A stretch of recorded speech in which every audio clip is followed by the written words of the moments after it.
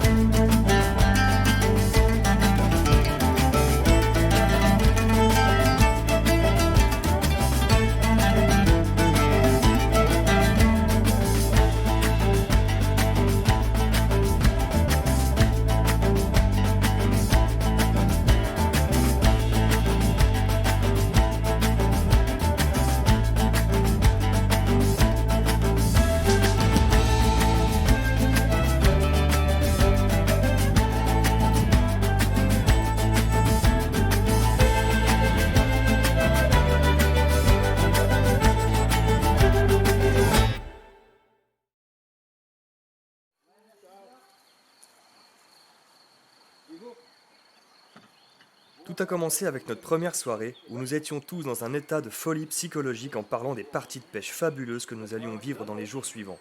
Et plus on buvait de bière, plus tout devenait clair et limpide sur la stratégie à adopter. Enfin, c'est ce qu'on pensait. Ouais, une 16. Attends, il y a la rousse. Ah oui, il y a une bouteille. Il y a la grande Sinon, rousse. on La peut rousse, ouvrir elle est le, bonne, hein. le rouge aussi. Ouais, mais ça, c'est pour manger. Ouais, quand on n'est pas loin de manger. Bah ouais. Ah ouais, bon, on va sortir. Bah ouais. T'as une rouge, toi. Ouais, mais quoi, alors la bière, là. Ah, de mon toc. Putain, mais vite, reste rouge, là. Ah, de mon toc. Ouais, ma tête. Ah, ma tête. La seule. Le sol. Ah, vas-y, explique-nous, Go. chose. Donc en fait, j'ai jeté 3 quarts à mont, mais pour être tout à fait franc, 7 centièmes un peu avant. D'accord. Parce que je pensais que 3 quarts à mont ça marcherait pas. Ouais. Et j'ai eu raison. Ça a dérivé, mais j'ai suivi la vitesse du courant. Et là, bam, super coup de ligne, j'ai ferré. Ouais. Mais elle s'est retournée, elle a montré son corps, elle s'est décrochée. Ah, elle t'a montré son corps quand même. Ouais. Donc elle était un petit peu. Voilà. Ouais, non, Elle mais. donne son corps avant Ouais, son ouais, mais ça m'étonne pas, apparemment, c'est la réputation des truites du secteur. Donc, Bah, ouais, tu vois, c'est open. voilà, ça arrive. Combien En d'après tout toi cas, demain, je sais quoi faire. Combien Ok. d'après toi, elle faisait, à peu près? Ah, si, entre 18 et 22. Ah, bah alors. Ouais, c'est pas mal quand même, hein. C'est pas mal. C'est pas loin du record, hein. Parce que c'est combien? C'est 24 encore, je crois. Ah, c'est ça, c'est bien ce qui me semblait. Et toi, calme-toi un peu sur les tourtelles là, parce que tout à l'heure tu as marché à 4 pattes, c'est bon. Ouais, la note, Diego, elle faisait combien de trucs? La note de poisson, il faisait combien de... De toute façon, on en a rien à foutre. Ouais, ouais. Le premier qui est pas content, 4 cm. C'est quoi ça? C'est la longueur de... Non, j'allais dire une connerie.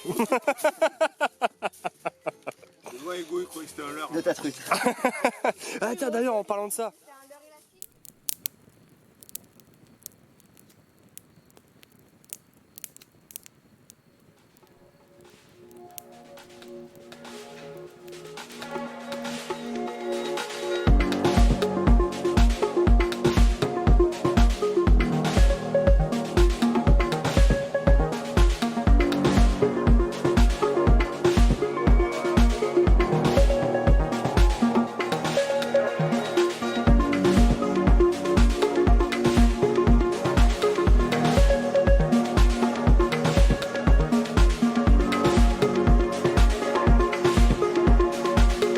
bonne soirée de la veille, c'était le grand moment.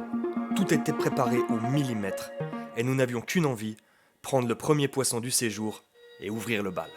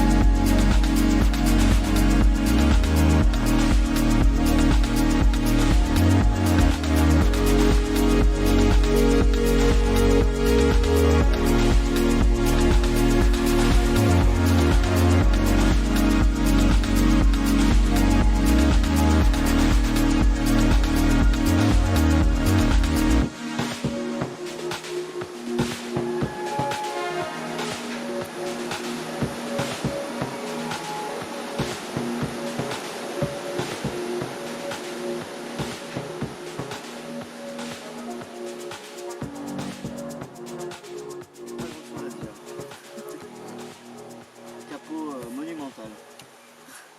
Il n'y avait pas Gigi quoi. Et sans Gigi, bah, capot quoi. Ouais. Et toi, qu'est-ce que t'en penses, Diego? Rien. Ça te donne envie de te mettre à la pêche? Ah, y a pas que ça. Ça, il devrait aplatir le fond des rivières parce que c'est chiant de s'approcher. Ouais, alors si c'est pour dire des conneries pareilles. Et toi, Lolo, du coup? Super séjour, on s'est régalé. On a passé une super soirée hier, donc avec guitare. Ouais. Ça, on fera pour la prochaine quoi. Ouais. J'y avais pensé en plus à prendre l'Iman et je me suis dit il y aura trop de bordel. Ouais, moi Ah, aussi, c'était pareil, vraiment cool. avec la musique, Ouais. avec la Apprécié le musique aussi. Bon bah voilà, Et la pêche, on reviendra. C'est les poissons, ils veulent pas. quoi. c'est ça exactement. C'est ça, mais c'était cool. Bon bah impeccable. Mais c'est vrai que ouais, capot sur 2 jours, ça fait mal au moral quand même. Hein. Ah oui, ça arrive pas souvent quand même. Hein. Surtout dans une belle rivière comme ça, avec des beaux spots partout là, c'est incroyable. Ouais. Ah non, carrément. Maintenant, qu'est-ce qui va advenir des 4 jours qui vous restent quoi? Eh ben, ça va peut-être se déclencher. Ouais, Faut y croire. Hein. Je souhaite que. Faut y croire. Si l'eau chauffe un peu, ça peut réveiller. Hein. On va voir. De toute façon, on va insister. Hein. La persévérance, le maître mot. Ouais. Non, mais le On coup peut du soir. changer de cours d'eau peut-être. Le coup du soir. Ouais, je pense qu'il Mais faut vraiment essayer de le faire. Moi, je pense qu'à un moment, on le fera. Ouais, ça peut faire la différence. Ouais. Fin de journée, fin de journée, dernière heure du jour. C'est vrai que c'est souvent comme ça. C'est très souvent que Ah, ça peut- la ça journée peut se être pas passe pas mal. grand-chose. Enfin, rien du tout. Réduire peut-être, passer sur les petits ruisseaux. Tu vois, ce qui est dingue, c'est qu'à chaque fois, on verra bien. Dans le coin, il y a de quoi faire. Ouais, c'est clair. C'est clair. Mais c'est fou. Ouais, et bah désolé les gars, en tout cas c'était quand même cool. Voilà. Ouais, franchement, c'est une belle découverte. Hein. Voilà, et puis Diego, désolé, il n'y a pas de poisson, mais j'espère que ça va pas te dégoûter de la pêche pour ça. Le cadre, c'est le plus important, c'est le cadre en fait dans tout ça, tu vois. C'est les vraies valeurs, c'est ce qu'essaye de t'inculquer ton père depuis tant d'années et que tu as vraiment du mal à faire rentrer dans ton petit crâne, tu vois. Allez, ciao. Salut.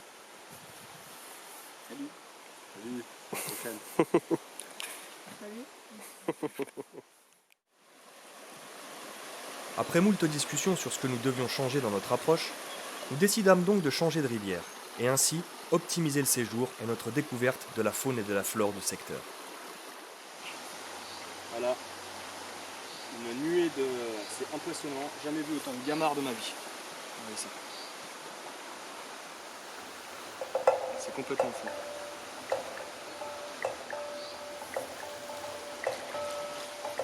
C'est sûr qu'elles sont bien nourries, les truites. Hein.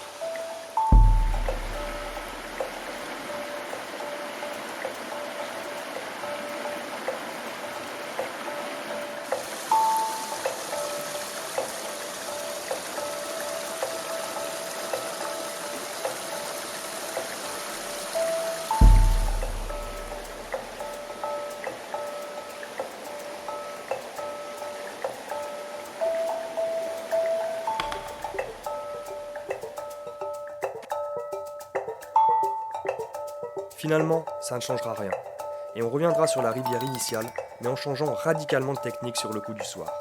La mouche allait désormais rentrer dans la danse. Mais je vous le donne en mille, il ne se passera rien non plus.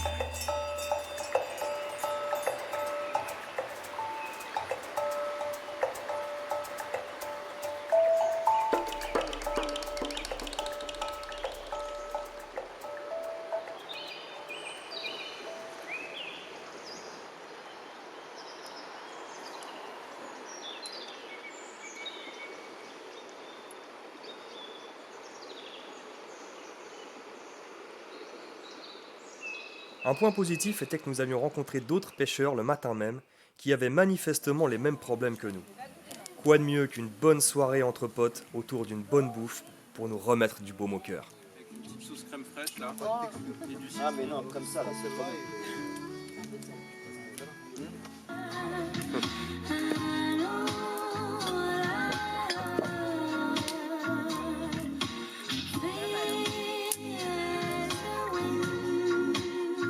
Si tu veux, tu peux coller sur le rebord.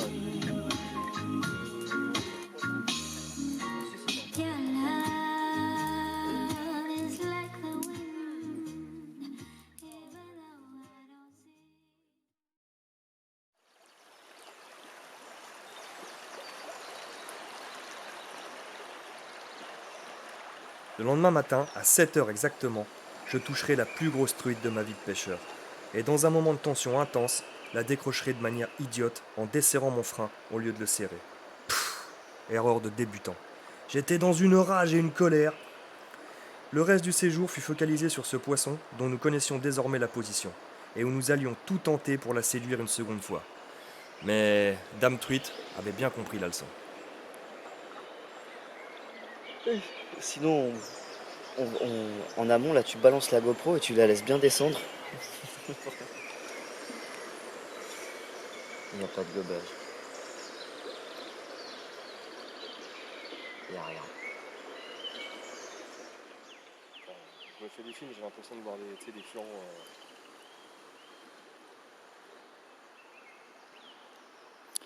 Moi, j'ai l'impression de voir des gobages alors que c'est très bien que c'est rien.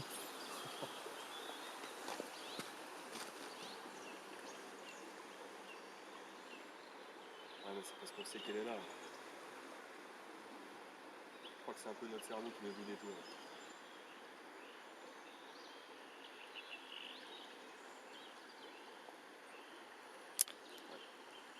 Eh ben, si ça gobe pas, on va finir par sortir les leurs. Bah oui, fatalement ça va finir comme ça.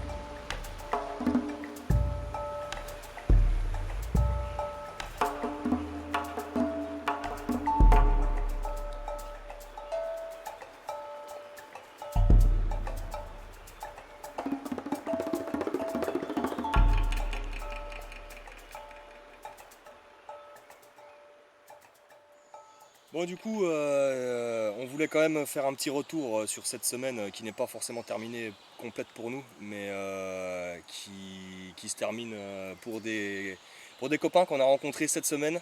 On n'aurait jamais imaginé en fait se taper une semaine avec des capots complets comme ça, enfin très compliqué.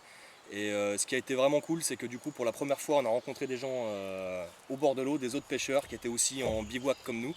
Et donc on a décidé de partager quelques jours en bivouac ensemble, et puis quelques parties de pêche sur nos expériences, pas mal de partage, de discussions, et puis de bons moments avec le soir, l'apéro et compagnie. Enfin je ne vais pas vous faire un dessin.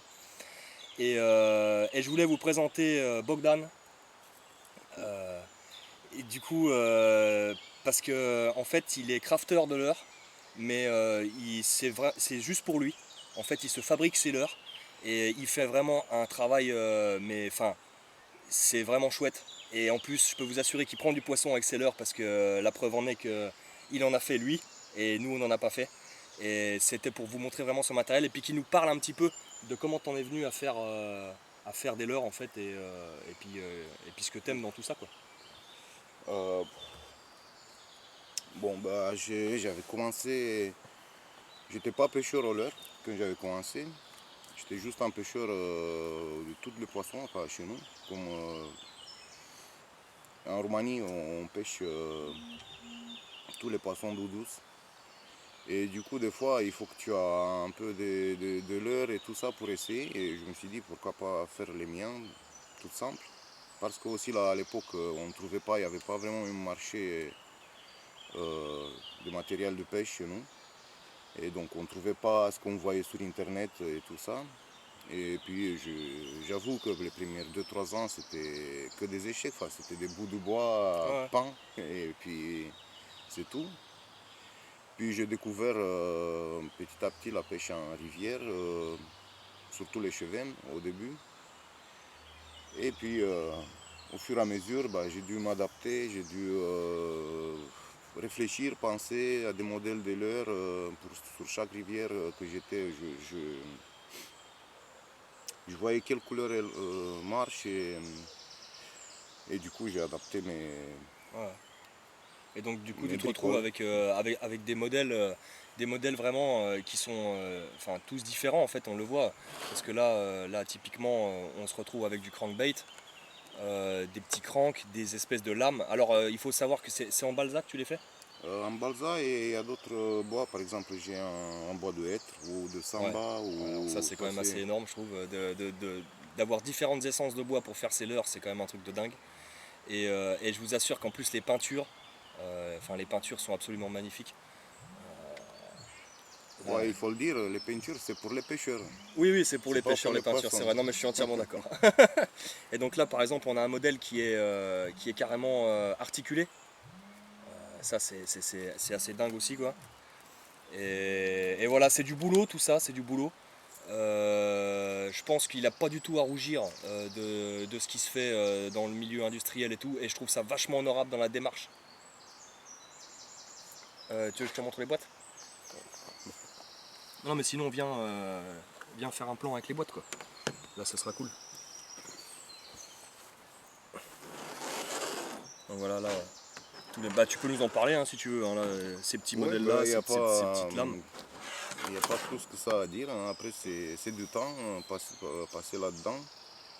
Des sous aussi, parce qu'à la recherche des matériaux adaptés, c'est quand même, ça fait une dépense. Bon, l'avantage c'est que je ne paye pas des leurres derrière, donc Ouais, j'achète pas des leurres. Mais bon, tu as dû faire une paire d'essais avant d'arriver à tes modèles, Ah on oui, va oui. dire. Ouais, là, celui-là, il est absolument magnifique. Quoi. C'est vraiment du super boulot. Et ça c'est un modèle, ça c'est parmi les premières que j'ai fait qui a évolué sur la borne. Donc ça fait 3 ans que je commençais à faire, quoi. Je dessinais, et puis au fur et à mesure, je me suis dit il faut le faire un peu plus gros, un peu plus lourd, je voulais qu'il est flottant, mais qu'il coule assez pour couvrir la plupart des postes là, typiques pour cette rivière. Et puis il n'est pas encore à la fin de sa carrière, on va dire. Ouais, c'est en perpétuelle évolution. Voilà. Ouais.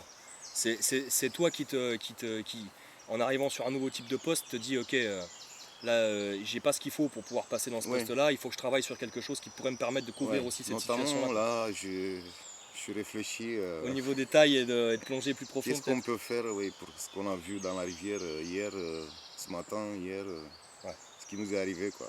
Ouais, ça je vous expliquerai plus en détail dans la narration ce qui nous est arrivé. Mais voilà. Donc super boulot et puis super rencontre. Alors il a un collègue aussi, il y a Lulu. Qui nous fait quand même un petit coucou. Il est derrière les Cool. bouteilles. La rondelle. Ça doit être mal. Et voilà, on a vraiment passé un super moment ensemble. Et j'espère qu'on restera en contact d'ailleurs.